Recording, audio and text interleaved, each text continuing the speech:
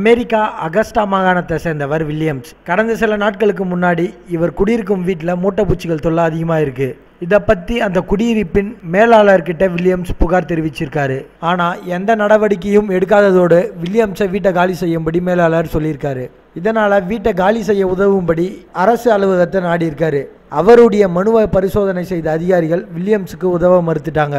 தான் நிலையை கண்டு கொள்ளாத அரசு அதிகாரிகளுக்கு பாடம் புகட்ட நினைச்ச வில்லியம்ஸ் ஒரு பாட்டிலில் மூட்டைப்பூச்சிகளை கொண்டு வந்து கவர்மெண்ட் ஆஃபீஸ்க்குள்ளே அவுத்து விட்டுருக்காரு. வில்லியம்ஸோடைய இந்த செயலால் அதிர்ச்சி அடைந்த அதிகாரிகள் மூட்டைப்பூச்சிகளை அகற்றுவதற்காக அலுவலகத்தை தற்காலிகமாக மூடினாங்க. கவர்மெண்ட் ஆஃபீஸில் மூட்டைப்பூச்சிகளை விட்டதால் வில்லியம்ஸை போலீஸார் அரெஸ்ட் பண்ணாங்க. பாருங்க, வில்லியம்ஸுக்கு வந்தால் தக்காளி சட்னியா, இதே அந்த கவர்மெண்ட் ஆஃபீஸருக்கு வந்தால் ரத்தமா. என்ன கொடுமை பார்த்தீங்களா? மேலும் இது போன்ற செய்திகளை உடனுக்குடன் தெரிந்து கொள்ள எங்களுடைய சேனலை மறக்காமல் சப்ஸ்கிரைப் பண்ணுங்கள். நன்றி.